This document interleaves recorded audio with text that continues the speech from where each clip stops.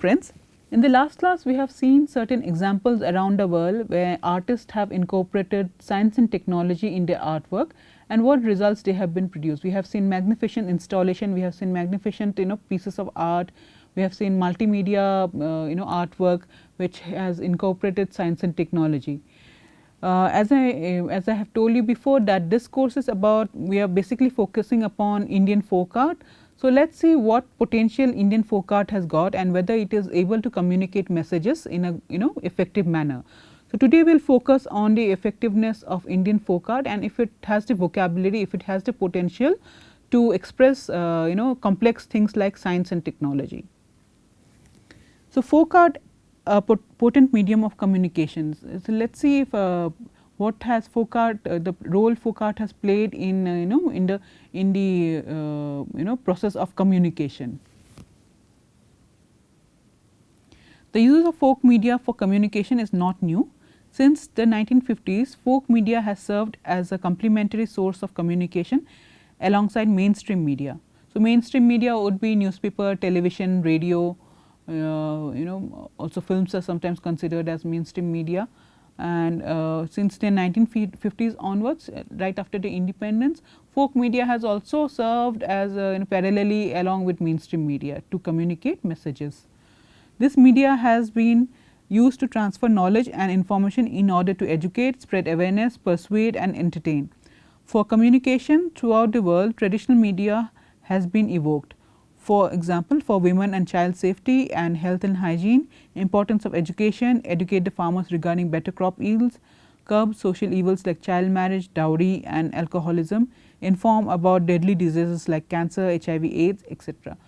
So, folk art or the folk media has been traditionally used, has been to convey messages of social importance, to convey messages regarding social evils, or to make the people aware about certain things that the government or the deciding agencies would like the people to be aware about.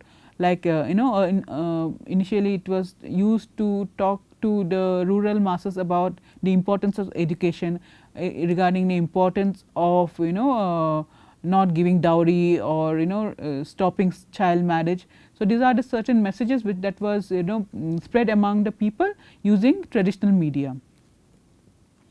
Folk art forms originate from local cultural norms, belief and tradition. The content can hence be couched in culturally appropriate ways. Here lies the success of folk art form as a tool of communication. So, as we have seen in the previous classes that folk art forms are not top down, but they come from the community themselves. The folk art forms are bear in the essence the cultural norms of the community, they believe, the traditions, and the themes can can vary depending upon the situation or the setting. So, here lies the effectiveness of folk art, that because it is so close to the community, because it is so close to the belief system, that it can convey a message effectively, it can be accepted more easily. 90% of the world's population lives in developing countries and 70% of them live in rural areas. Mainstream mass media such as newspaper, television and the internet do not effectively reach the section of people. So, we have many a large section of people even in today's India which are not touched by newspapers, television or internet. But what are the other means of communication? The folk art could be one, folk media could be one. Also, many research studies show these media do not have the effective impact in terms of motivating change and development. So, even if they reach, they do not have the required or the desired impact on the people, because they do not see, they do not relate their day to day matters with this kind of media. They do not relate their life with television, or they do not relate their life with internet. So, the effectiveness is less. The high rate of illiteracy added to the inadequate reach of mass media impede almost 80% of India's population who reside in the rural areas.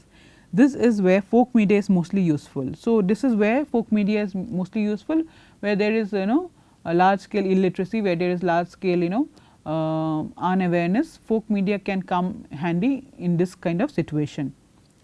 Folk art and traditional media are the aesthetic components of the concepts of belonging and affinity in a cultural context. In traditional societies, art is an integral part of process of living in the community. So, here folk art can be useful where communities readily accept the art form because they are there, because they are they are born from the community themselves. So, the message that is conveyed by this traditional media are easily accepted by the people. Characteristics of traditional folk media: they have sustained the onslaught of time, as we have discussed earlier that folk art, folk media, they have been around for a long period of time. They are called timeless because nobody knows when it began. It has been also always there in the cultural matrix.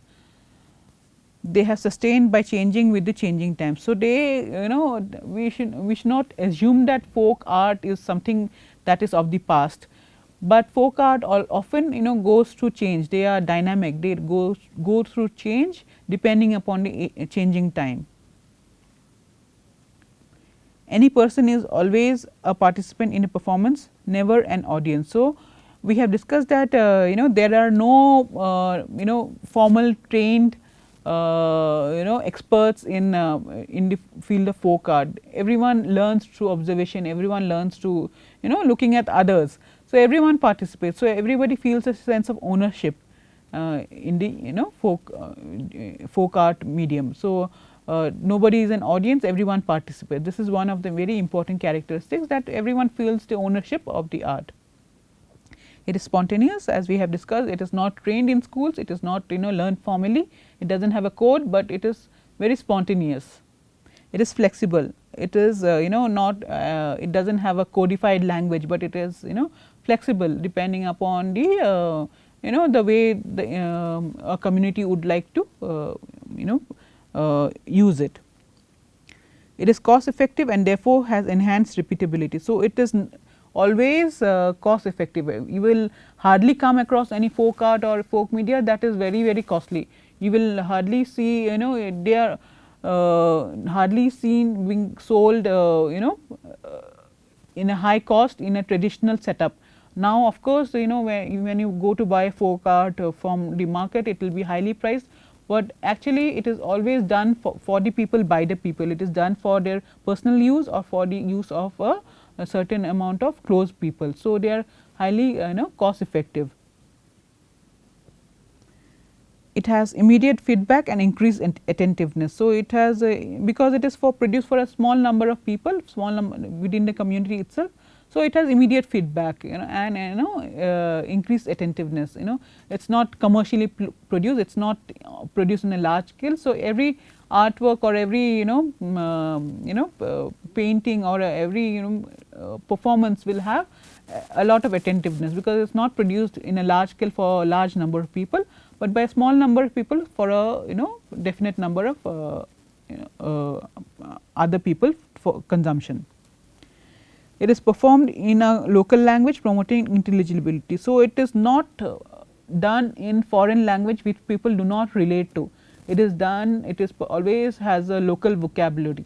So, if you it is true for every folk art. If you see a a folk painting, you will always see the motifs, or you will always see the symbols that the community can relate to. You will see a flower motif that is found around them, or you will see an animal motif that is found around them. So, it is always people can always relate to it, and they do not find it foreign. And also when there is performance, the performance is always done in the local language, the language that people speak around. So, there is always a sense of belongingness, a sense of ownership when in folk art.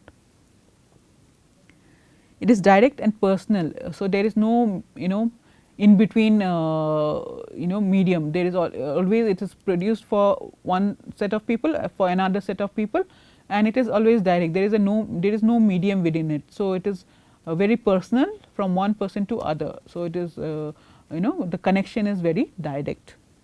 So, these are the few characteristics. This list is again not exhaustive, but a few characteristics of the traditional folk media.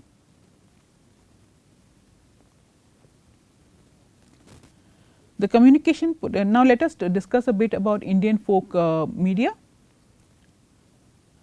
The communication potential of Indian traditional performing art has been proven time and again throughout the history. So, we must bear in mind that folk media has been always been used in history to communicate things, and mostly the theatre component of media has been used to convey things. Alhad, a popular ballad of Uttar Pradesh, and its counterparts like Lavani of Maharashtra, Giji of Karnataka, Villupattu of Tamil Nadu, and Kabigan of Bengal were effective in arousing the conscience of the people against the colonial rule of the British. So, during the British colonial times, when the Indians were struggling for independence, this folk medium came handy. They were perform to arouse emotions, to arouse nationalism among the people, and to have a sense of distance from the British and how we should attain independence from the British. So, this kind of emotions were invoked by using folk media. Traditional media became effective in the many political and social campaigns launched by Mahatma Gandhi, and after independence the Union government continued to utilize this traditional folk art to convey messages and generate awareness of development programs in rural areas. So, Mahatma Gandhi was a big proponent of folk medium. He said he was of the view that folk media can directly reach the people. So, this should be made use of and should be used to propagate messages, to propagate message of nationalism, and so at that time using various folk media techniques, people were made conscious, people were made aware about the need to have a opinion against the British colonial rule. So, even after independence, the Union government has used these techniques to spread or to disseminate many ideas that it wanted to disseminate for the newly forming nation. So, when the nation was forming, folk medium came very handy, because they wanted to generate the idea of nationalism about the new nation. So, folk media was excessively used during that time also. In the 1940s, Indian People Theatre Association used some of the popular regional theatre forms like Jatra of Bengal, Bhavai of Gujarat, Tamasha of Maharashtra, and Bura Katha of Andhra Pradesh to increase social awareness and political education. In 1977, a voluntary non-government organization in Kerala called Kerala Shastra Sahitya Parishad organized Science Jatha, a science procession to spread the message of people's involvement in the development process.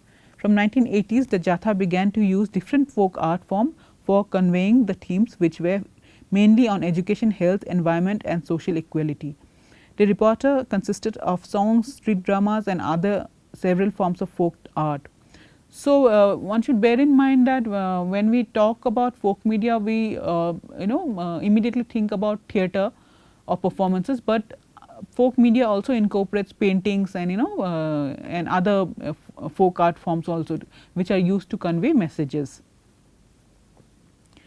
Soon the Jatha began to be known as Kala Jathas, and they became so popular that they began to be used extensively not only in Kerala, but in some other parts of India also, where the local organization and people have received inspiration from KSSP and have started delivering messages through folk art. So, Kerala was one of the state which had which was pioneer in using folk art for spreading messages, and other states later on got inspired by them, and they too started using their local art forms to spread messages, socially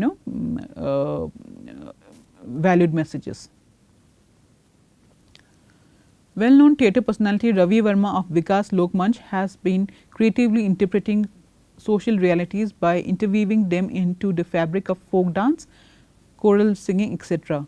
with the help of slum children. He deals with issues like alcoholism, pollution, religion, inequalities of caste and class, communalism, and so forth.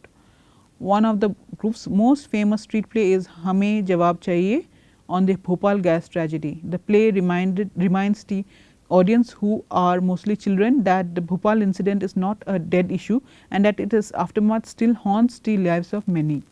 Folk songs have played a very important role in the Chipko and IPCO movement. Folk singers of region composed songs in folk tunes and sang them in the streets.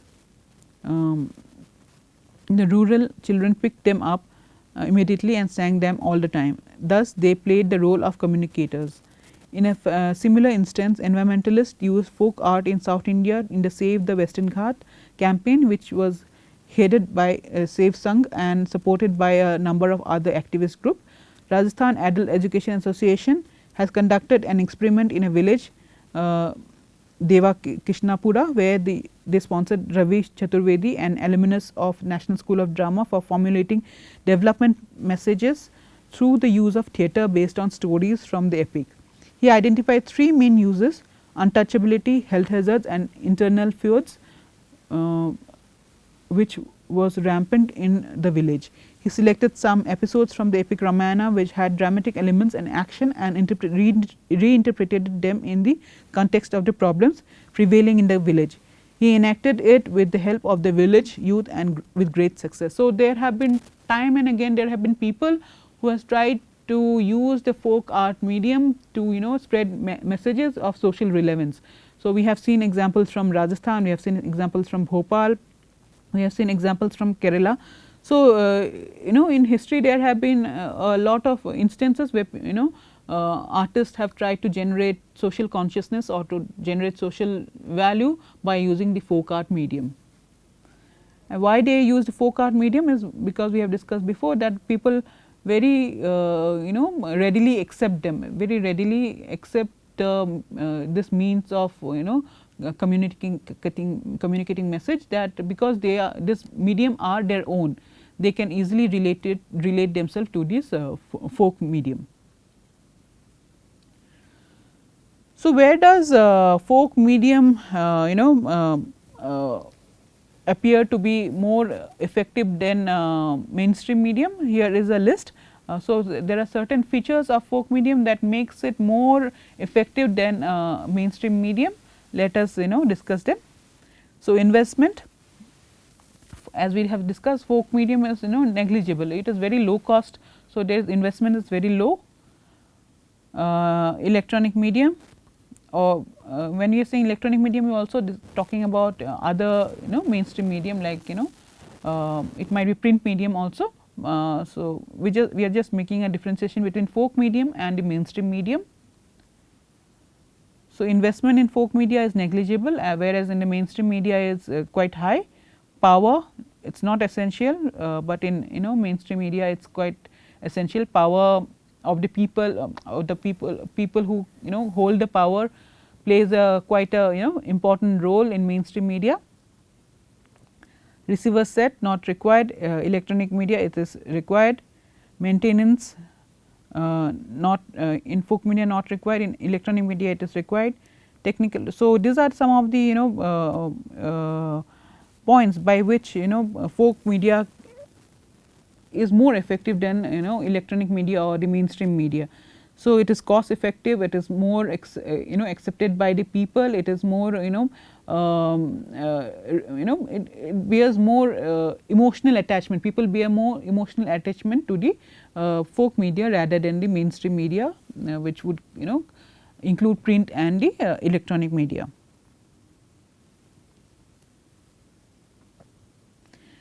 So, here I would like to mention how folk media to communicate science and technology, it is being used in a course in Indian Institute of Science, Mapping India with the Folk Arts.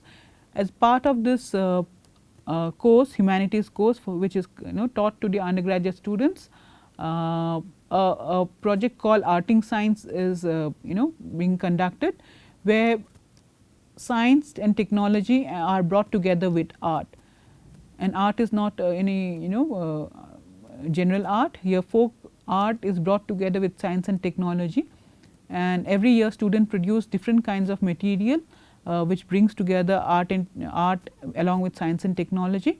So, it can be a visual, it can be performative, it can be narrative. So, every year different kinds of artwork is discussed, and students are producing different kinds of material which combine science and technology with art. So, now I am going to give you an example how folk art can be brought together with science and technology, and how folk art has the vocabulary, has the potential to talk about complex issues of science and technology. So, I will give you some of the examples here. So, this is a book which was edited by me, and we published this book in 2016 called Arting Science. This has a picture, it's a compilation of the artworks that students, the undergraduate students of IISc have made, and the project given to them was to talk about science concept using Indian folk art. So, this is Mendel's first law of inheritance in Madhubani. We have already discussed Madhubani painting.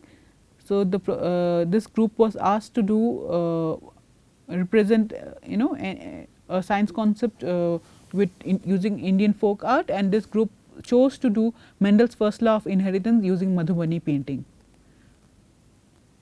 For those of you who are aware of this law, it says that when two alleles come together, in one generation one allele is expressed, which is the dominant allele, and one is recessive, but in a successive generation 3 offsprings might or 3 of the dominant might be expressed, and one the recessive allele might be expressed. So, this is just look at the motifs that are used, which we have already discussed. The fish motif of Madhubani, that is very effectively used to express Mendel's first law.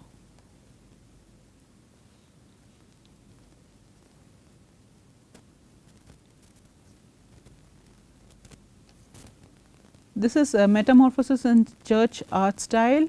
So, metamorphosis, for those of you know, is where the any living organism changes its physical appearance. Here the caterpillar is turning to a butterfly. It is done in glass. This painting was done in glass, which is more common in church around India. So, here they are showing how the caterpillar is turning to a butterfly, and at the same time they are showing some moral values, that how gluttony, how anger can be turned to different kinds of positive feelings, the tolerance, intelligence, patience, kindness, charity, how this can actually turn to positive values.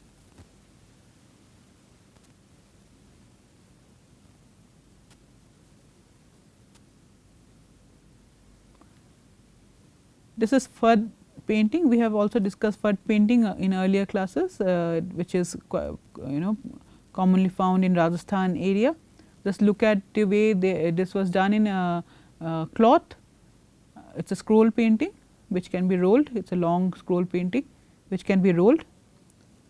Here the king is king falls in love with a girl who is much younger to him. Then he goes to a time machine and he returns after the girl, and returns back when the girl has grown up.